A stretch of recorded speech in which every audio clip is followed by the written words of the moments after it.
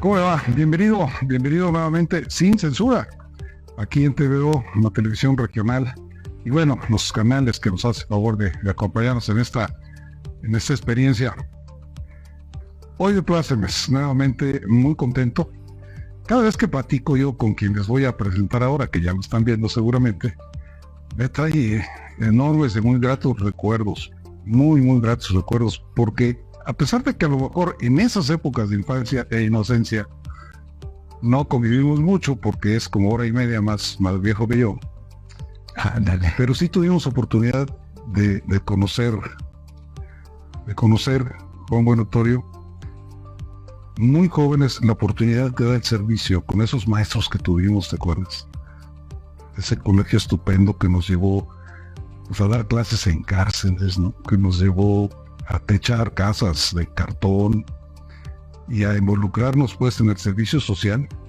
A mí me da mucho gusto que gente como Juan siguieron con su carrera, con sus estudios, con un trabajo profesional estupendo, pero siguieron trabajando en términos del servicio a través de la función pública, a través de la política. Y hoy estoy de placeres porque me da la impresión de que lo que platicábamos hace 3 meses que comenzó toda esta historia del proceso electoral se está cumpliendo, ¿no? Vamos a punto de ver un gobierno que pueda servir otra vez. Así es. ¿Entramos por ahí? Pues por ahí, por donde quieras, Luis, y muchas gracias, y muchas gracias a TVO por la invitación, y gracias a ti, Luis, y a Hugo, que hemos tenido una buena relación aquí durante muchos años con la empresa. Nuestro productor estrella, en ¿no? este momento, pues nuevamente comunicarnos a través de TVO con toda la audiencia a la cual llega este importante medio regional, como bien lo dices. Y también de aquel tiempo en donde aprendimos de nuestros maestros a trabajar y hacer servicio social, pues no solo en la política, sino en la empresa. La empresa también es uno de los elementos muy importantes de nuestra sociedad, y es el primer instrumento que tenemos para generar riqueza y pagar impuestos que se destinan a muchas cosas desde el propio gobierno, ¿no? Entonces, pues es un trabajo y una formación que viene desde la primaria, desde la secundaria y la prepa. Y la familia. Y desde luego la familia, que pues a mí, en mi familia, pues me enseñaron a trabajar y a cumplir en la sociedad y a retribuir lo que la sociedad misma genera para sí misma. Bueno, se involucró porque me lo dijo hace poco más de 3 meses, muy de lleno en un proyecto. Me decías que Xochitl Gálvez es tu amiga personal. ¿Recuerdas? Sí, mira, fuimos compañeros en el gobierno de Vicente Fox. Ahí tuve yo la oportunidad de compartir con ella los programas que desarrollé en la subsecretaría de la pequeña y mediana empresa para detonar empresas en muchos lados, y a través de uno de los programas que teníamos en la subsecretaría, pues atendimos con apoyos al desarrollo de industria maquiladora, más de 120 empresas maquiladoras que hicimos básicamente en las zonas más apartadas de nuestro país, en donde hay pobreza, porque todavía hay pobreza, Claro. pero llegó como un elemento a contribuir y a paliar esa pobreza que pues estaba presente en nuestro país y que hoy sigue presente. En aquel tiempo, esas maquiladoras, con Xochitl pude hacer alrededor de unas 15 empresas, particularmente en la Sierra de Guerrero, en Chiapas, en el norte, en Nuevo León. Hay una parte muy pobre en el estado de Nuevo León, donde también zonas indígenas se pudieron hacer apoyos a algunas maquiladoras para generar empleo en beneficio de esos habitantes de esas regiones. Entonces, ahí la conocí, una mujer bien comprometida con el desarrollo de los pueblos y las comunidades indígenas, además muy orientada al resultado, y en ocasiones chocamos porque ella no creía mucho en ese esquema, porque decía que eran temas que no iban a durar, y efectivamente cuando se abrió México y México permitió, que era el último que faltaba para que entrara China a la Organización Mundial de Comercio, cuando China entró, empezó con sus programas de maquilas desde China, y entonces las maquilas en México empezaron a sufrir. Algunas se mantuvieron y se convirtieron en empresas muy exitosas, otras cerraron, y entre ellas algunas de las comunidades indígenas. Otras en Chiapas no cerraron, siguieron trabajando, exportando productos a Europa por la calidad de la mano de obra que en ese momento había en Chiapas, y finalmente pues fue un programa que continuó unos años más. Xóchitl salió de las comunidades, de la coordinación de las comunidades y los pueblos indígenas. Yo también salí de la subsecretaría de la pequeña y mediana empresa, y bueno, esos programas ahí fueron, y sirvió esto para que nos conociéramos, para que trabajáramos juntos, y hoy que ella resultó dentro del grupo de precandidatos a ser presidente de la República, pues finalmente me sumé en la búsqueda de sus firmas, logramos más de 1 millón de firmas, y finalmente pues resultó ser la candidata del frente opositor, y hoy la candidata de Fuerza y Corazón por México. Y desde ahí y desde aquí, pues acompañándola como se pueda, en donde se pueda, con cargo, sin cargo, pero al final de cuentas con el único objetivo de que Xóchitl sea presidente de México. Y va bien, ¿no? Va muy bien.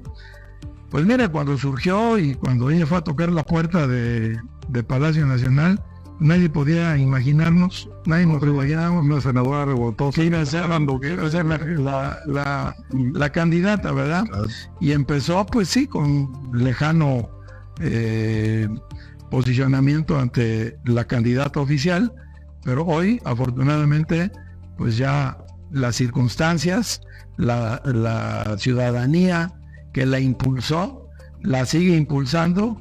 Afortunadamente los partidos abrieron el abanico para que ella como candidata ciudadana pudiera representar a la ciudadanía en general, y hoy pues todo el mundo sumado, partidos políticos, xochilovers, organizaciones sociales, organizaciones políticas, mucha gente sumada en la candidatura de Xóchitl Gálvez.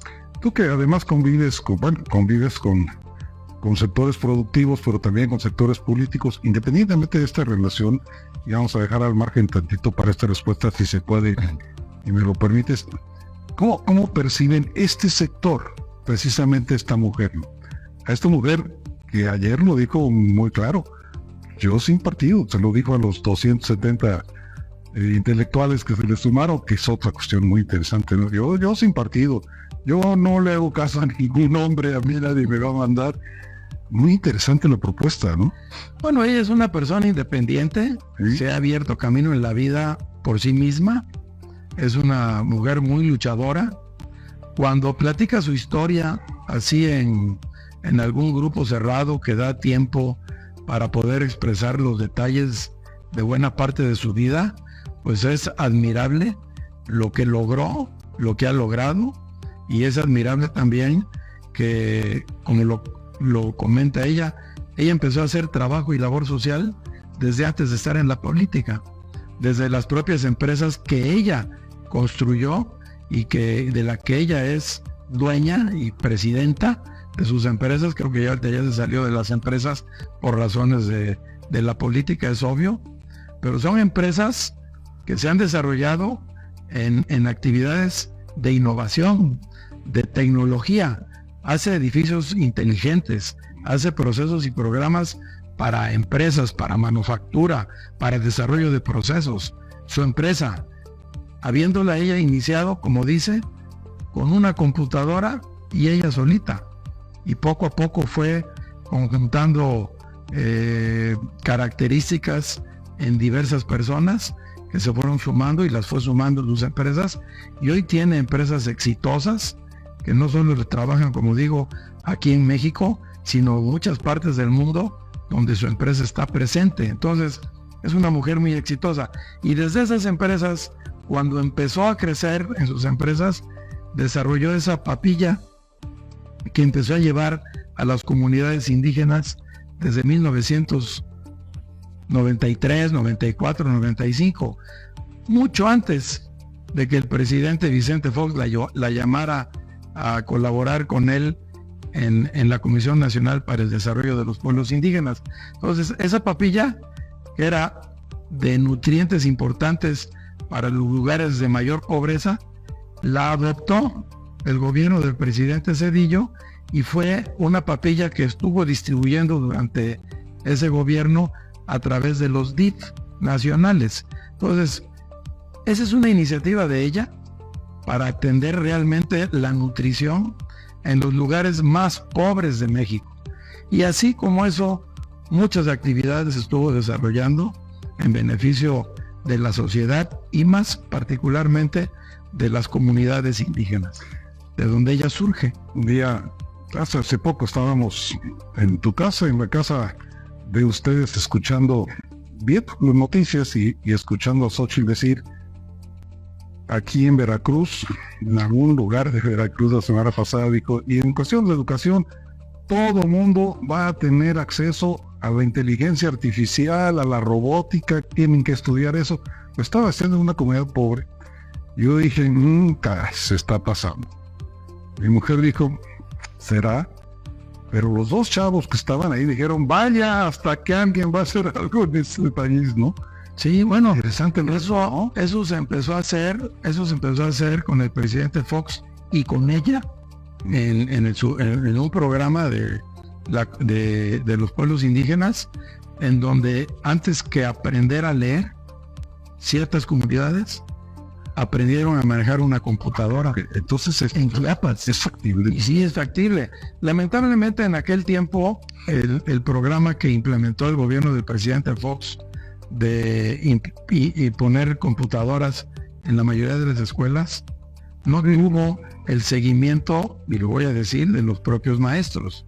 Las pantallas esas digitales que había para dar un paso hacia la digitalización del país y abrir esta gran carretera de la información, del internet, a todas esas comunidades, no encontró, porque tampoco se hizo una capacitación adecuada del magisterio.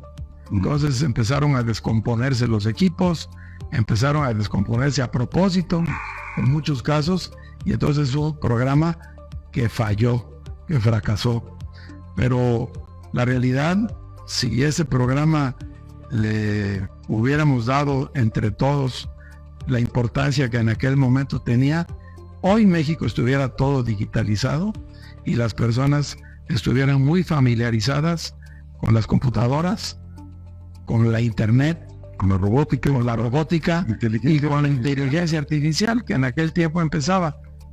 Eso surgió antes de tiempo y más que antes de tiempo, antes de preparar al sistema educativo para este proyecto que era muy ambicioso. No, y quería comentarte, vamos, fue muy notorio cuando la pandemia y cuando las decisiones, las clases a distancia y las clases desde casa, un porcentaje muy alto de maestros que nomás no sabían cómo usar las computadoras, los profesores, ¿no? Así es. Para dar clases a distancia. Y a mí sí me consta, ¿sí?, que porque parte de programas de la Subsecretaría de las Pymes se fueron a esas comunidades con computadoras. Teníamos un programa de emprendedor, se llamaba, y llegaba computadoras a muchos lados, así como le pusimos a las Coparmex en el país y a las Canacintras y a las Canacos su sistema de desarrollo empresarial con un grupo de programas computacionales y equipos y computadoras.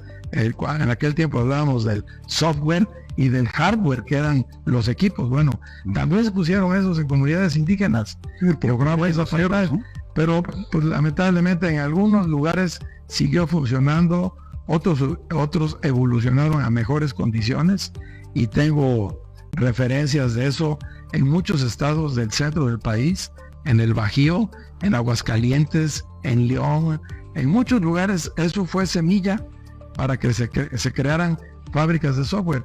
Un día fui hace como 2 o 3 años a Aguascalientes y me busqué al que era el secretario de Desarrollo Económico de aquel tiempo, y Rubén Camarillo, y me llevó y dice, mira, tus fábricas de software que empezaste a hacer hace tantos años, hoy hay 4 edificios que detonaron a partir de eso.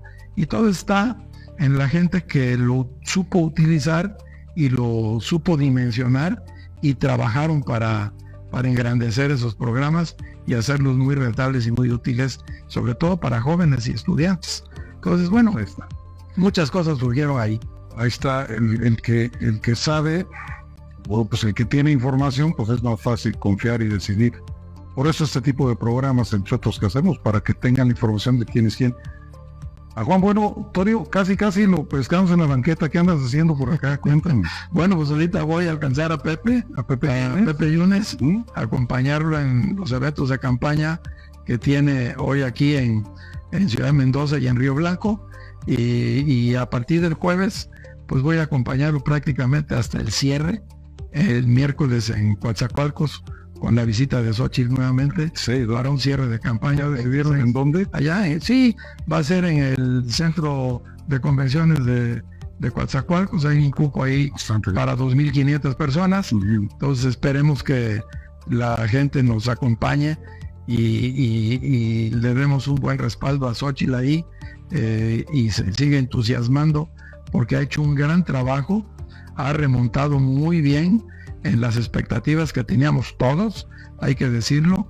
Cuando empezó la campaña, pues estábamos lejos de poder competir, y hoy lo hemos visto en todos los eventos que hay, el acompañamiento de la ciudadanía todos los días, creciendo en el favor de su candidatura, y con ella, pues las candidaturas de diputados locales, diputados federales, senadores, y desde luego el gran trabajo que está haciendo Pepe Yunes aquí en Veracruz será un trabajo que va a conjuntarse en los esfuerzos federales y locales, y seguramente tendremos presidenta de México en Xochitl Gálvez y gobernador de Veracruz en Pepe Yunes.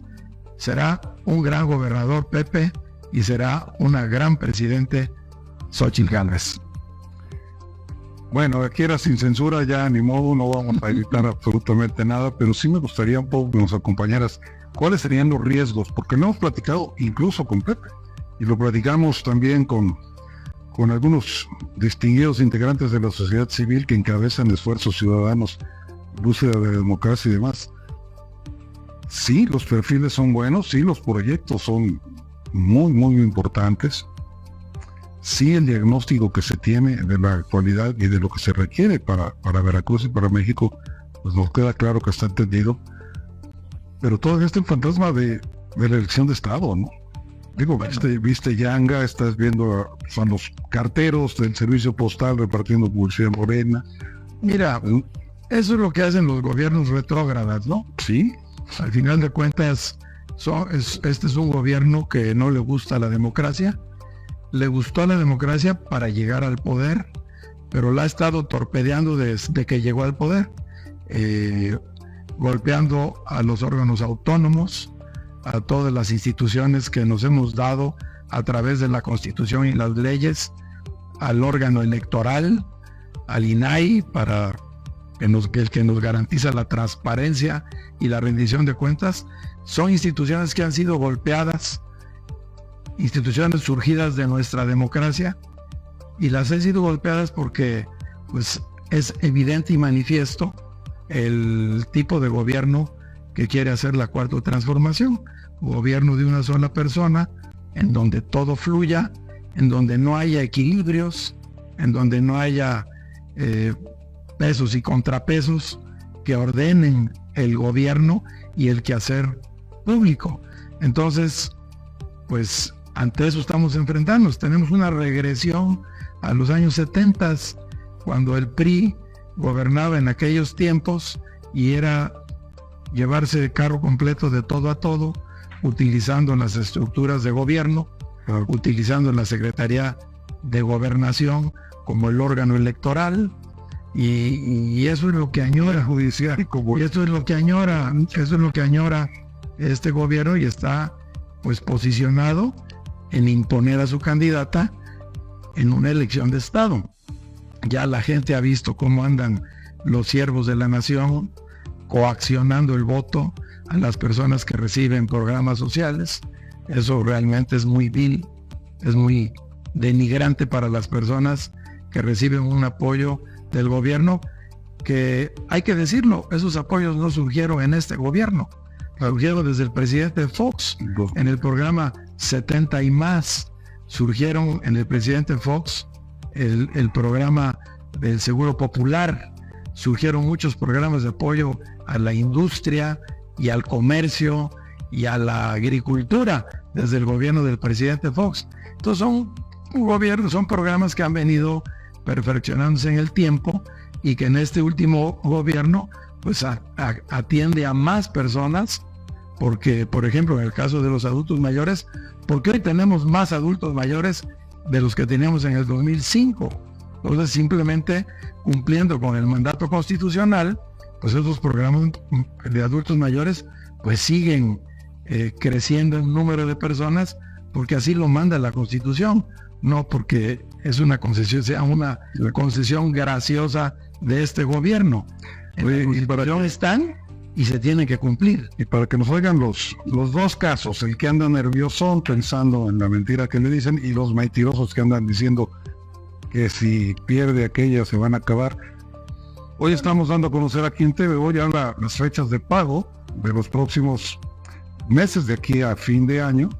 La Secretaría del Bienestar, no estamos inventando, la Secretaría del Bienestar está anunciando que a partir de julio se pagan 6,000 pesos son 2 meses, de los 2 meses correspondiente a julio. Pero están haciendo, en septiembre se paga y en noviembre se paga. Sí. Entonces se va a seguir pagando, no se pueden perder, así gane Claudia, así gane Xochitl, no, Mindes no va, no ese ni grupo. Yo creo que no va a ganar. Era hermosa, pues, sí, pero voy a hacer absolutamente nada con la pensión. Yo le digo a las personas que evidentemente son mentiras que están diciendo desde el propio gobierno para evitar que la gente vote libremente. No. Ya nos pasó cuando estábamos haciendo campaña para que ganara el presidente Fox, es que él fue panista, que ganó, también decían los del PRI en aquel momento, decían que si ganaba Fox iban a acabar las escuelas públicas, que si ganaba Fox iba a acabar el seguro social, que si ganaba Fox, 20,000 mentiras. Al final de cuentas ganó Fox y se mejoraron muchos programas. Es más, no había ni programas sociales. A partir del presidente Fox se hicieron programas sociales. Venía el Progresa y ellos, que sí venía muy bien, y es un programa que se mejoró. Había programas en la oportunidad, había programas de asistencia social que se fueron mejorando con el tiempo. En el gobierno de Fox, a diferencia de los anteriores, se pudieron comprar vivienda 6 millones de personas y decían que íbamos a acabar con el Infonavit. Entonces, nadie quiere en un gobierno hacia adelante pensar y ver por el espejo retrovisor. Todos estamos viendo hacia el futuro. El que está viendo por el espejo retrovisor es el actual gobierno, que quiere regresar al gobierno de un solo hombre, donde uno manda y los demás obedecen. Y eso ya no nos podemos permitir los mexicanos. Por eso a través de todos esos años construimos una democracia que, si bien no fue tan sólida, que si bien esa democracia decepcionó a muchos mexicanos por la gran corrupción que hubo en los gobiernos anteriores, sí hubo mucha corrupción, pero teníamos un sistema institucional de pesos y contrapesos. Teníamos un sistema político que más o menos funcionaba bien, pero hoy este gobierno quiere acabar con todo eso para regresar a un gobierno autoritario del que salimos con mucho trabajo, con mucho dolor hace años, y que hoy corre riesgo de perderse.